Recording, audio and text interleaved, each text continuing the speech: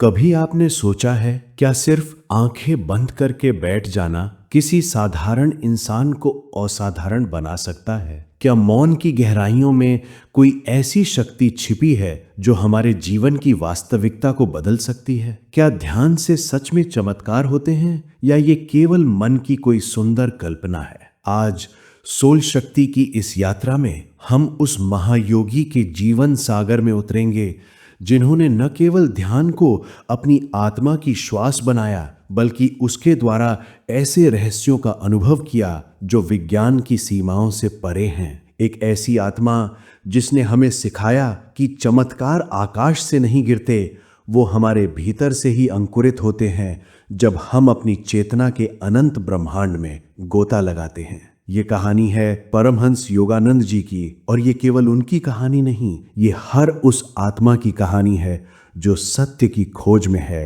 ये आपकी कहानी है।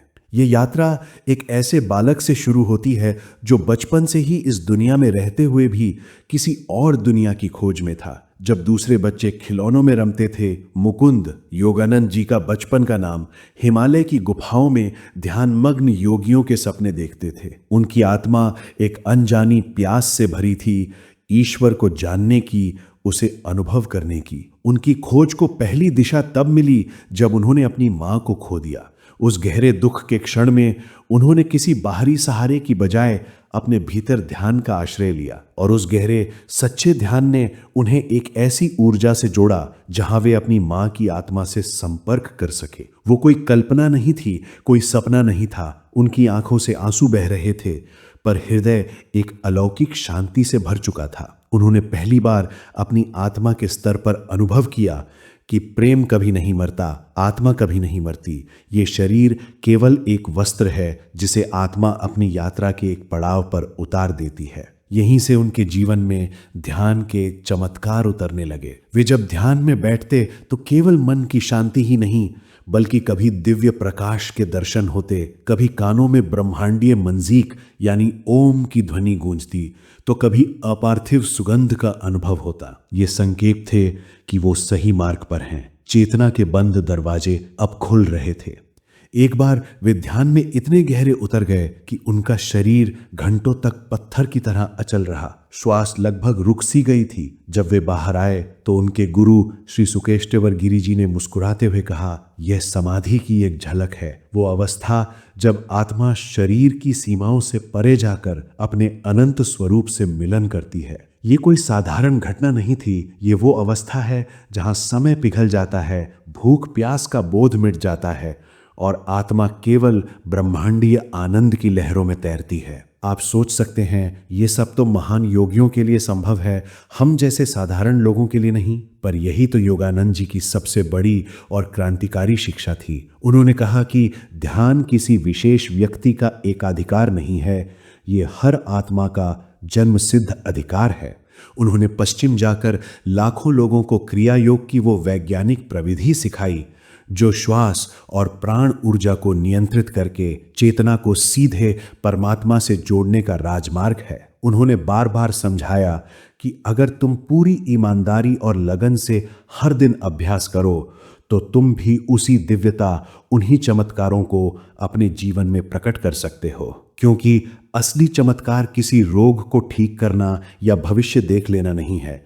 असली चमत्कार तब होता है जब आपका क्रोध करुणा में बदल जाए, जब गहरे दुख में भी आप भीतर से मुस्कुरा सकें, जब दुनिया की कोई परिस्थिति आपकी आंतरिक शांति को भंग न कर पाए। यही है आत्मा का जागरण, और यही ध्यान का सबसे बड़ा चमत्कार है। जब कोई साधक सच्ची प्यास लेकर ध्यान में बैठता है तो वो केवल आंखें बंद नहीं करता, वो स्वयं को उस महामौन की गोद में सौंप देता है जहां परमात्मा की आवाज गूंजती है। योगानंद जी कहते थे, ध्यान आत्मा की पुकार है, और जब ये पुकार सच्ची होती है तो अनंत ब्रह्मांड उसका उत्तर देने के लिए झुक जाता है। उन्होंने हमें चेतना के उन 3 रहस्यमयी द्वारों के बारे में बताया जिन्हें खोलकर कोई भी साधक अपनी साधना को अनंत गहराई दे सकता है। पहला द्वार, प्राण ऊर्जा का नियंत्रण। योगानंद जी ने सिखाया कि हमारी श्वास केवल शरीर को जीवित रखने वाली हवा नहीं है, ये आत्मा और शरीर के बीच का पुल है। हमारा मन एक पतंग की तरह है और श्वास उसकी डोर है। जब तक डोर हमारे हाथ में नहीं, मन विचारों के तूफान में भटकता रहेगा। क्रिया योग का विज्ञान इसी प्राण ऊर्जा को नियंत्रित करने पर आधारित है। जब उन्होंने पहली बार क्रिया योग का गहरा अभ्यास किया तो उन्होंने अनुभव किया कि श्वास की लहरों के नीचे एक शांत महासागर है, जहां कोई विचार नहीं, केवल शुद्ध अस्तित्व का मौन है। उस मौन में उन्होंने अनुभव किया कि चेतना शरीर से बाहर निकल सकती है। उन्होंने लिखा है कि मैं अपने शरीर के ऊपर तैर रहा था, उसे एक वस्तु की तरह देख रहा था। ये कोई सपना नहीं, एक जागृत अनुभव था। जब क्रिया योग का नियमित अभ्यास होता है तो साधक अपनी प्राण ऊर्जा को रीढ़ की हड्डी के भीतर स्थित सुषुम्ना नाड़ी से ऊपर की ओर उठता हुआ महसूस करता है। ये आत्मा की अपने घर सहस्त्रार चक्र की ओर वापसी की यात्रा है। ये कोई कल्पना नहीं, ये एक सूक्ष्म आत्मविज्ञान है।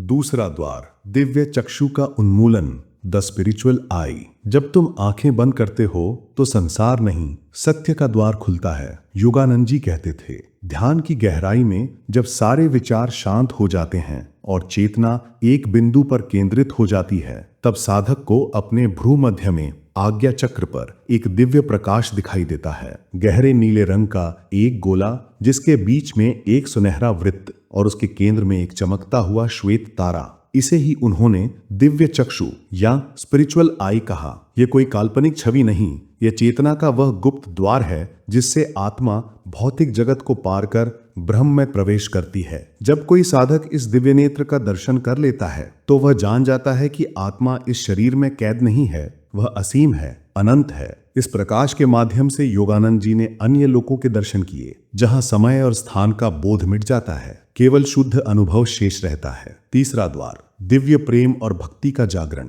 योगानंद जी ने ध्यान को कभी एक सूखा या यांत्रिक अभ्यास नहीं बनाया। उन्होंने सिखाया, यदि तुम्हारे ध्यान में प्रेम और भक्ति नहीं है तो वह केवल एक मानसिक व्यायाम है, लेकिन यदि प्रेम जाग गया तो वह ध्यान नहीं, ईश्वर से एक अंतरंग मिलन बन जाता है। ईश्वर तक पहुंचने का सबसे सीधा, सबसे मधुर मार्ग है निस्वार्थ प्रेम, भक्ति, जिसमें कोई शर्त नहीं, कोई मांग नहीं, केवल हृदय का पूर्ण समर्पण है। जब साधक ध्यान में बैठकर कहता है, हे प्रभु, मैं कुछ नहीं चाहता, केवल तुम्हें चाहता हूं, तब यही एक पुकार पूरे ब्रह्मांड को स्पंदित कर देती है। योगानंद जी स्वयं कई बार ध्यान में इतने प्रेम विभोर हो जाते थे कि उनकी आंखों से अविरल अश्रुधारा बहती, शरीर कांपने लगता और वाणी मौन हो जाती। वे कहते थे, ये उस आनंद के आंसू हैं जो आत्मा और परमात्मा के मिलन से जमता है। जब ध्यान की वैज्ञानिक प्रविधि के साथ हृदय की सच्ची भक्ति मिलती है, तब चमत्कार घटित होते हैं। तब साधक केवल ध्यान करता नहीं, वह स्वयं ध्यान बन जाता है। ध्यान जब साधारण से असाधारण की ओर बढ़ता है तो चेतना एक ऐसे आयाम में प्रवेश करती है जहां भौतिक नियम समाप्त हो जाते हैं। वहां न समय का बंधन रहता है, न दूरी का। परमहंस योगानंद ने अपने जीवन में ऐसे अनेक अनुभव किए जो हमारी तर्क बुद्धि से परे हैं, लेकिन योग विज्ञान के लिए स्वाभाविक हैं। एक दिन वे अपने कमरे में ध्यान मग्न थे और अपने गुरु श्री युक्तेश्वर जी का स्मरण कर रहे थे, जो उनसे मीलों दूर थे। अचानक उनके कमरे में चंदन की दिव्य सुगंध फैल गई और एक तीव्र नीले प्रकाश के साथ उनके गुरु प्रकट हुए, शारीरिक रूप में नहीं बल्कि एक जीवंत चेतना रूप में। बाद में जब पत्र द्वारा पुष्टि हुई तो गुरुदेव ने लिखा, मैं जानता था तुम मुझे पुकार रहे थे। हमारा मिलन चेतना के धरातल पर हुआ था। ये टेलीपैथी नहीं, ये आत्मा का आत्मा से सीधा संपर्क था, जो गहरे ध्यान से संभव होता है। ध्यान का एक और चमत्कारिक पक्ष है आध्यात्मिक उपचार, हीलिंग। योगानंद जी ने कई बार अपनी प्रार्थना और ध्यान शक्ति से असाध्य रोगों को ठीक होते देखा। एक साधक जो वर्षों से अस्थमा से पीड़ित था, उनके ध्यान सत्र में शामिल हुआ। गहरे ध्यान के दौरान वह पूरी तरह शांत और स्थिर हो गया। जब सत्र समाप्त हुआ तो उसकी श्वास एक नवजात शिशु की तरह सहज और सामान्य हो चुकी थी। बाद में डॉक्टरी जांच में भी रोग का कोई निशान नहीं मिला। योगानंद जी ने कभी इसका श्रेय स्वयं नहीं लिया। वे कहते थे, जब हमारा मन परमात्मा की ब्रह्मांडीय ऊर्जा से जुड़ जाता है तो वह दिव्य शक्ति हमारे शरीर में बहने लगती है। वह शक्ति स्वयं उपचार करती है, मैं तो केवल एक माध्यम हूँ। ध्यान की गहराई में साधक त्रिकालदर्शी बन सकता है, भूत, भविष्य और वर्तमान को एक साथ देख पाने की क्षमता। एक बार अमेरिका से आए एक शिष्य को अपने परिवार की चिंता सता रही थी। योगानंद जी ने आंखें बंद की, कुछ क्षण मौन रहे और फिर मुस्कुराकर कहा, डरो मत, तुम्हारे माता पिता स्वस्थ हैं। तुम्हारी माँ ने अभी अभी तुम्हारे नाम से मंदिर में पूजा संपन्न की है। जब शिष्य ने फोन किया तो बात अक्षरशः सत्य निकली। ये कोई जादू नहीं है। जब आत्मा की चेतना ब्रह्मांडीय चेतना के महासागर से जुड़ जाती है तो वह हर चीज को जानने और अनुभव करने लगती है। ये हर साधक के भीतर सोई हुई शक्ति है। अंतर केवल इतना है कि कोई उस बीज को अपनी साधना के जल से सींचता है और कोई उसे जीवन भर सुप्त ही पड़ा रहने देता है। ध्यान की वह परम अवस्था जहां साधक अपने शरीर को भूल जाता है, विचारों की लहरें पूरी तरह शांत हो जाती हैं और जहां मैं और तुम का भेद समाप्त हो जाता है, वही है समाधि। परमहंस योगानंद जी कहते थे, समाधि कोई कल्पना नहीं, यह वह सत्य है जहां आत्मा अपने घर लौट जाती है। ये वह अनुभव है जहां शब्द समाप्त हो जाते हैं, जहां श्वास रुक जाती है लेकिन जीवन का प्रवाह अनंत गुना बढ़ जाता है, जहां शरीर स्थिर होता है लेकिन आत्मा पूरे ब्रह्मांड में नृत्य करती है। योगानंद जी ने समाधि के दो मुख्य स्तरों को समझाया। पहली है सविकल्प समाधि, जहां साधक को अभी भी अपने अस्तित्व का हल्का सा बोध रहता है, जैसे कोई नमक की गुड़िया समुद्र में उतरे और कहे कि मैं समुद्र में हूं। वह परम आनंद में डूबा हुआ है पर मैं का भाव अभी शेष है। और फिर आती है निर्विकल्प समाधि, जहां साधक खुद को भी भूल जाता है, जैसे वह नमक की गुड़िया समुद्र में पूरी तरह घुल जाए और खुद समुद्र बन जाए। वहां ना कोई विचार है, ना कोई रूप है, ना मैं का भाव, केवल एकता है, केवल सत चित आनंद। जब योगानंद जी ने पहली बार निर्विकल्प समाधि का अनुभव किया तो वह 8 घंटे तक उस अवस्था में रहे। उन्हें समय का कोई बोध नहीं था। जब आंखें खोली तो वे बच्चों की तरह रो रहे थे, दुख से नहीं बल्कि उस आनंद के अतिरेक से जो शब्दों में समा ही नहीं सकता था। उस अवस्था में उन्होंने देखा कि ये पूरा ब्रह्मांड केवल प्रकाश की तरंगे हैं, कोई ठोस वस्तु नहीं। उन्होंने अनुभव किया कि हर पेड़, हर पत्थर, हर जीव सब उसी एक चेतना की अभिव्यक्ति हैं। उन्होंने कहा, मैं हर जगह था, हर जीव में मैं ही धड़क रहा था और फिर भी कुछ भी मेरा नहीं था, केवल वह था।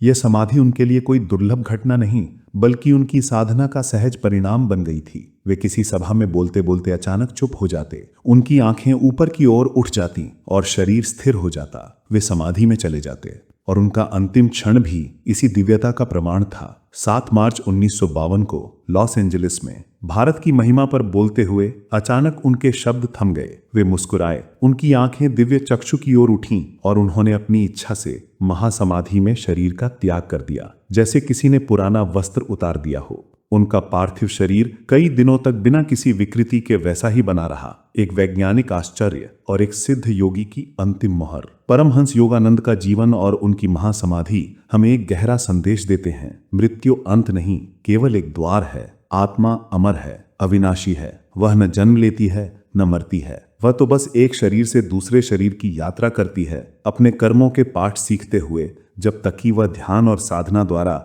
अपने वास्तविक स्वरूप को पहचान कर जन्म मृत्यु के चक्र से मुक्त न हो जाए। उनकी सिखाई हुई क्रिया योग की प्रविधि हमें इस यात्रा में एक नाव की तरह सहारा देती है। ध्यान वह पतवार है जो हमें संसार सागर के पार ले जाती है। यदि हम सच्चे हृदय और अटूट लगन से साधना करें तो हम भी अपनी चेतना की उन गहराइयों को छू सकते हैं जहां भय नहीं, केवल प्रेम है, जहां मृत्यु नहीं, केवल अनंत जीवन है। योगानंद जी की शिक्षा आज भी गूंज रही है। ईश्वर को पाना तुम्हारा जन्मसिद्ध अधिकार है, उसे बाहर मत खोजो। अपनी आंखें बंद करो, अपने भीतर उतरो। ध्यान उसका सीधा रास्ता है, समाधि उसका द्वार है और प्रेम उसकी कुंजी है। मौन में ईश्वर बोलता है। सबसे बड़ा चमत्कार स्वयं को पाना है। परमहंस योगानंद।